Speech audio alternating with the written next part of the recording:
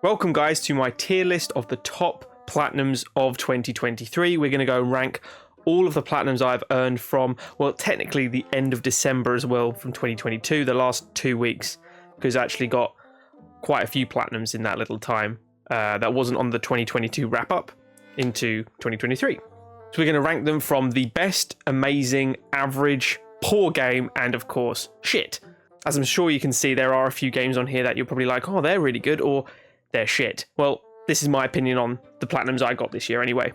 Okay, we'll start off with some of the easy ones. We'll start off with some of the ones I did in the 2022 December period. I'll quickly just throw those in. Shit games, because under the illusion of someone telling me they're not shovelware, we're going to put Black Death, because it's shit. Even though we've got a video on the channel, it's a shit game. Lunar Mission, shit game, and Red Planet, which is the same shitty games. They belong in shit. Now, there are two more games I platinumed in that December. The first was the Callisto Protocol. So, Callisto Protocol was obviously coming in with a lot of hype because it's a Dead Space-esque kind of game. And the lead character, Jacob, was really good. I personally really liked the Callisto Protocol as a platinum as well. I thought it was fine. I mean, it was good. It was complete it on hard, basically. Gather some collectibles, kill enemies with the power gloves, and like loads of different creative ways. The enemies are really cool. Now, the only issue I really had with the game, on PlayStation, we didn't have like the frame bugs or any latency issues or any performance issues in general. But what we did have was the same as everyone else, which was the one-on-one combat. Now, the one-on-one combat system was really decent. The swerve left or right, I mean, it wasn't that difficult to do. It was just hold the stick left or right. But that was fine. I had no problem with that. That was cool. Different, whatever. It's a horror game, you know? Where I had an issue with it is as soon as two enemies, a secondary enemy comes into the equation, or a third, or especially a fourth, when they're like spitting acid at you from afar, there is no way to dodge. There's no way to move away, really, because you're kind of locked on. It's very, very annoying and difficult and janky. I think jank is the perfect word to describe the combat in Callisto Protocol. But saying all that, I still really enjoyed it. I wouldn't say it's a poor game at all. I think you can do the whole platinum in about 7 hours from the core game. 7-8 hours, I think it took me. Hard is hard in sections. It for sure is. Is it as hard as like a Dead Space? God, no. But is it hard? Yeah, potentially. You could argue it. Some people couldn't do it. The platinum percentage isn't, insanely high. It's of a reasonable amount. So personally, I would put Callisto Protocol into average. I would say it's a very average game. The graphics, phenomenal. I liked the story a lot. I'm a Sam Witwer guy. Sam Witwer was in it. He's really good as Ferris. So, yeah. And the other game I had in that December was Terminator Salvation. And Terminator Salvation is you just complete that game on hard and you get the platinum. So, as platinums go, it's okay, I guess. But it's a poor game.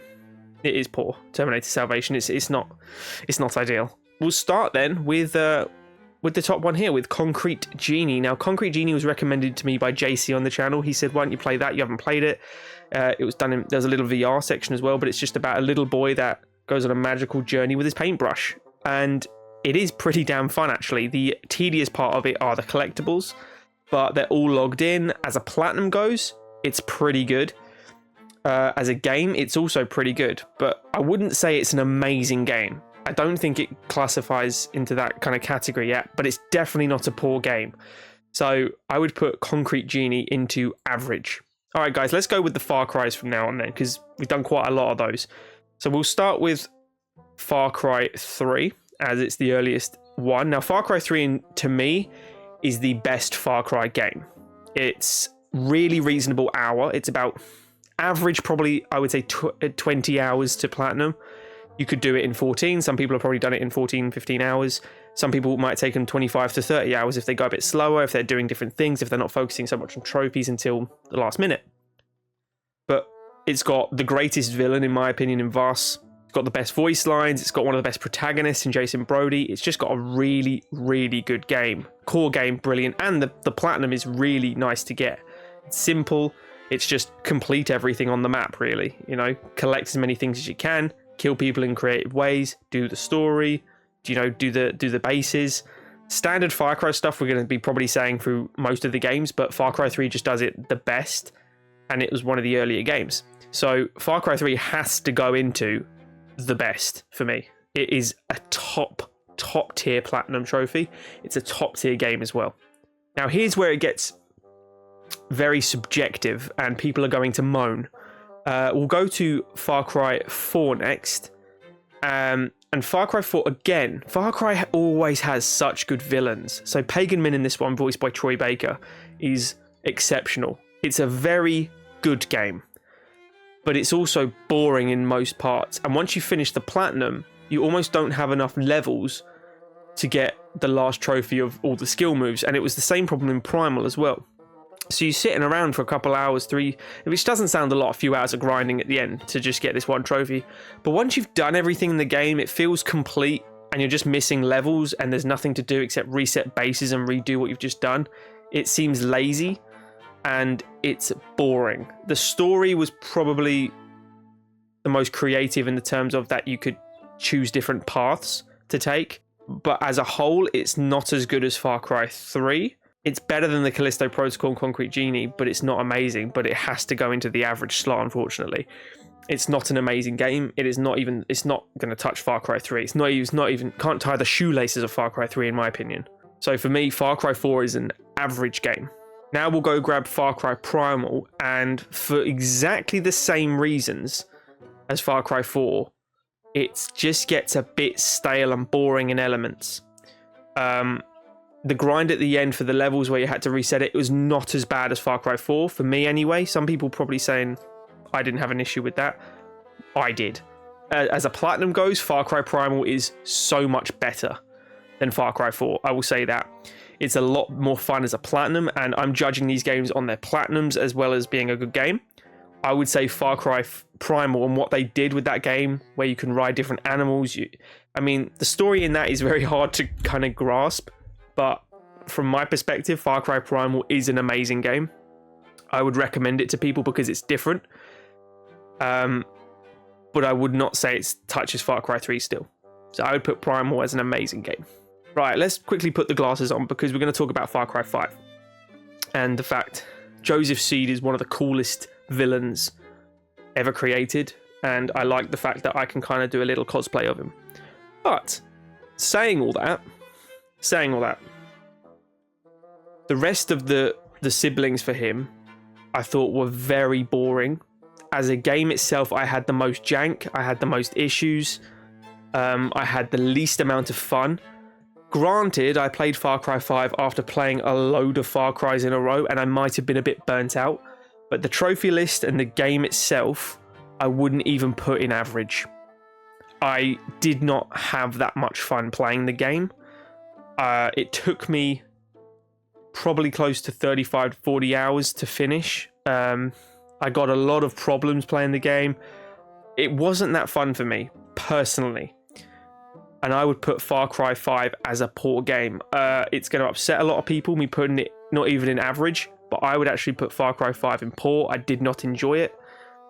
And straight after Far Cry 5 is obviously I think it's 17 years later, is New Dawn. I've just finished New Dawn. There will be a video on the channel for that, so whichever order you're watching these videos, New Dawn will have a video coming out. So New Dawn, for me, was the only Far Cry I've played with really bad villains.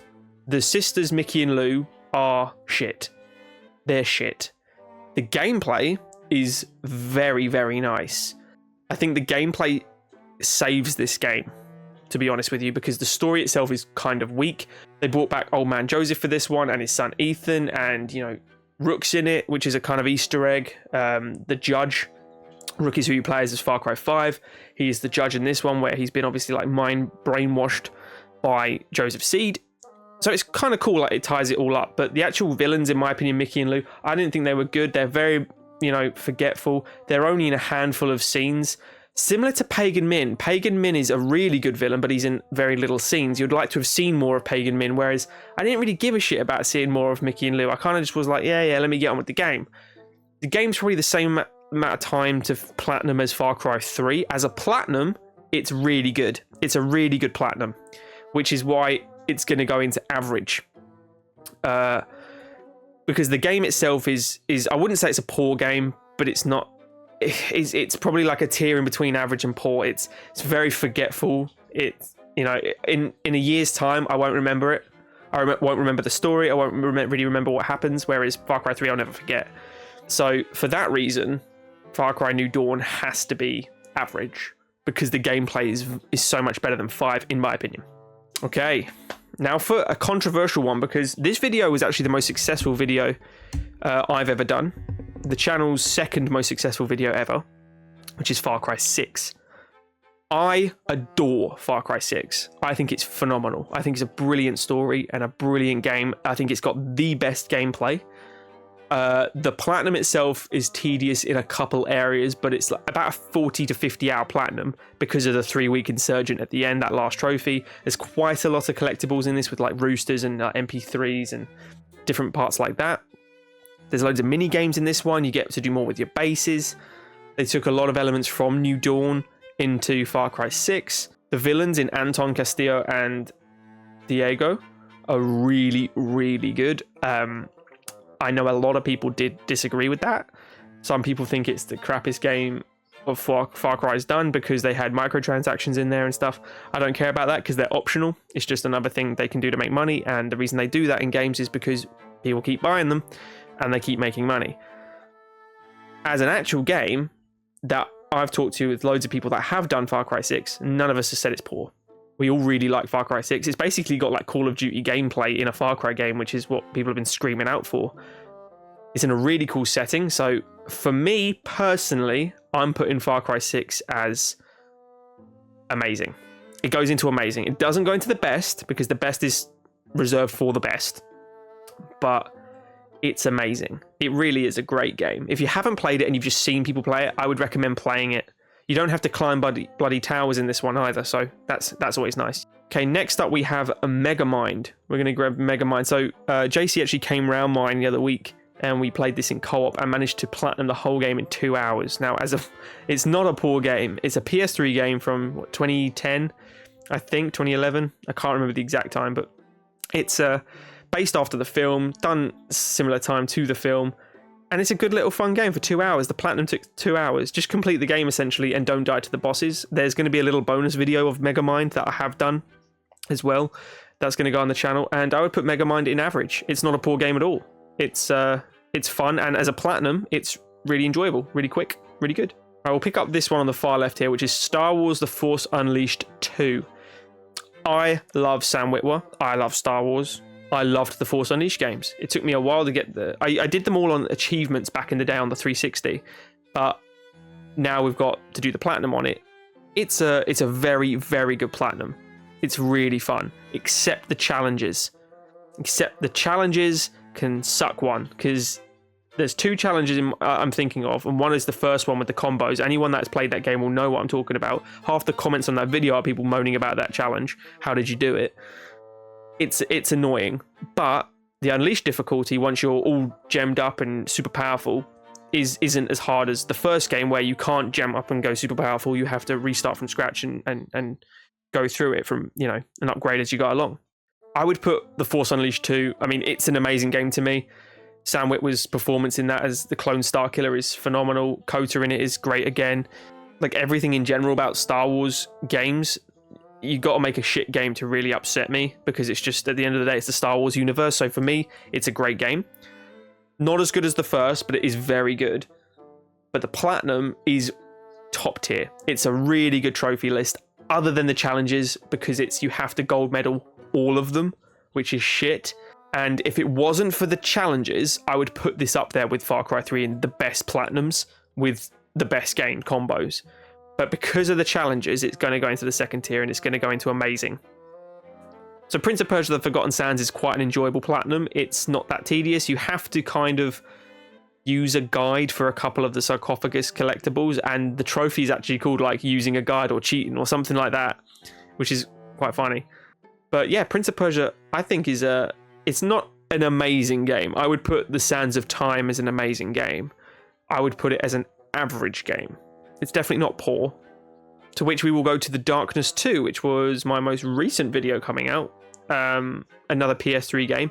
That was my first time playing this, and I was blown away. It's phenomenal. It's kind of got like that bold outline Borderlands, not quite as harsh and postery as Borderlands, but that kind of art style with a guy called Jackie, who's like he's a gangster. He's like kind of like, it's like Goodfellas meets demonic arms and satanic monsters. So if you haven't seen the video, I would recommend it, and if you haven't played the game, I would recommend that as well, because it is top tier. It is a very good game, and the trophy list is wicked. The first game was mostly online with achievements. The second game, you can play co-op on this game mode called Vendetta, but you don't have to. You can do it all solo, which is what I did. I did The Darkness 2 in one sitting. I sat on my sofa for, I think it was about 11 hours straight. You can do a whole playthrough in about 4.5 hours. Then you do the second playthrough on New Game Plus and Don difficulty, the hardest difficulty in the game. And then you do the Vendetta cleanup, which takes about 1.5 hours to 2 hours. And yeah, did The Darkness 2 in one sitting. Hurt my back a lot, but I was addicted to the game. It was phenomenal. And for that reason, I'm putting The Darkness 2 as an amazing game. The only reason it's not going into the best games is because the story was a bit lacking in some areas. The gameplay is just what ticks it off, but it is an amazing game. Terminator Resistance is a game made by Teon.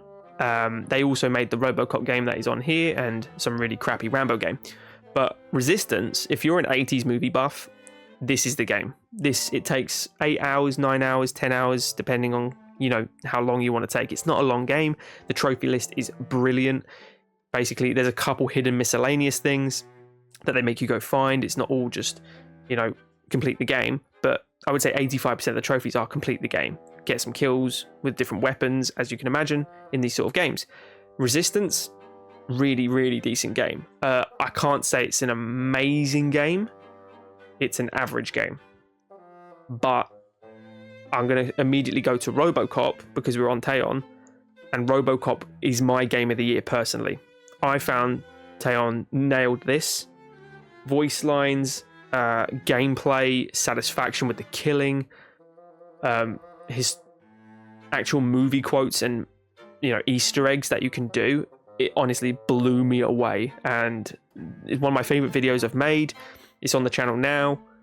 Highly recommend RoboCop as well. It's got a very similar trophy list to Terminator Resistance, which I adored. Not too difficult. Recommend RoboCop 100%. And RoboCop for me is the best. It's my game of the year. It is, as a RoboCop fanboy, top tier game. I think you can platinum in about 11-12 hours. I did it in about 14 because I was doing everything in the game. So you can do everything in sub 15 hours. And I wasn't rushing it. I was just loving the game. So recommend highly if you want to get a trophy for shooting someone in the balls. This is the game for you. We can then go to Tales of Iron. Now, Tales of Iron is you play as a rat. Has been taken over. The kingdom's been taken over by toads and frogs, if I remember correctly. I played this on stream, and it's a Souls-like game that was free on PlayStation Essential. This game blew me away. It is phenomenal. It's got a narration by the guy that does the voice of Geralt in The Witcher, and it's so hard to describe how brilliant this game is. But it's a side-scrolling Souls-like where you play as a rat that you just have to build up your armor and your weapons and retake your kingdom, basically. And if you haven't seen anything of this game, please go watch it. Please go play it. I'd recommend it incredibly. There's different tiers as well that you can play on. So it's a Souls-like, but it does have an easy mode as well. I did it not on easy mode, which is why I'm ranking it as, and I mean the best. It is top tier gaming. Okay, Ghostbusters. Ghostbusters is it's a really good trophy list, except you have to do the game on professional, which is a pain in the ass because your team suck on that game. But as an 80s movie guy again, you got RoboCop, I got Terminator, I had to do Ghostbusters. Ghostbusters is very good. It's not an amazing game though. It doesn't even have co-op. The trophy list is okay. It could be better. So for that reason, I'm actually putting it in average, and it can't go any higher than that, which kills me because it's a Ghostbusters game. And The Last of Us Part 1, I finally got to do this. So I got the PS5 remastered version of The Last of Us. And anyone that says The Last of Us game is poor, you're okay, wrong, right? It's phenomenal. It's one of the greatest games ever created, greatest stories. It's phenomenal. The trophy list sucks cock. The collectibles in this game are ridiculously shit to get. Ellie's jokes are glitchy. It's just tedious, and it ruins the game. So if you're going to play this game and you're a trophy hunter, please just play the game, then do the trophies. Don't try and do it all in one go, because it'll ruin and sour the game for you. And if it was just based on trophies, I would put it down here. I would really, or maybe poor game, if it was just on trophies. If it didn't have trophies, it'd be here. And because of that, it goes to average. That's the level out to game to trophy ratio. That's how bad the trophies are. It takes it from the best to an average. Okay, Lego Avengers. Lego Avengers was fun. It was fun. It took me about 45, 50 hours. And that's just because of the giant city of Manhattan and the gold bricks. It was extremely grindy. But as a game itself, it was really enjoyable. I really enjoyed that one. I hadn't done many Lego games up to that point, and I'm glad I did it. I want to try the superhero ones because of it, but Avengers was definitely decent. The trophy list is, like all Lego games, just 100%, so it's nothing outstanding for Avengers. I think the superhero games are probably better than the Avengers one, so for that it goes in average. But for similar reasons, the Lego Lord of the Rings one is going to go into amazing, because it's one of the better Lego games, but I prefer Lord of the Rings to Marvel. That's the reason that's going into amazing. It can't go into the top tier, the best, because the trophy list isn't incredible, but the game is great, and that's why it's going to amazing. And I think that's good. That's a good list at the moment of what's in where. I mean, RoboCop and Tales of Iron is going to upset some people going into the best over Last of Us, but Lord of the Rings Lego has to go into amazing, just because it's Lord of the Rings and it's Lego. Okay, our next game on the list is Marvel's Midnight Suns. This is a super surprising game, and it was so enjoyable. I did the game and the DLC for the channel.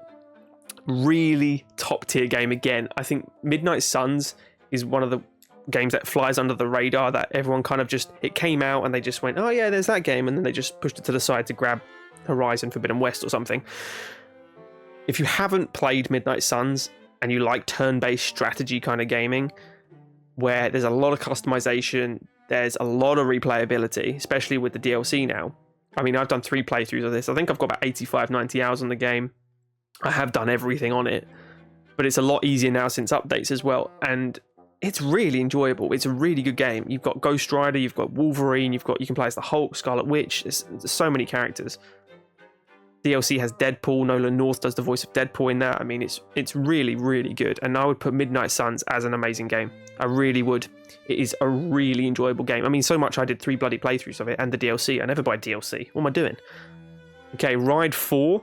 That's going in amazing straight away as a motorbike lover. Didn't do it for the channel. That's my side game offline. Ride 4 is a great game. It's got everything a motorcycle guy loves.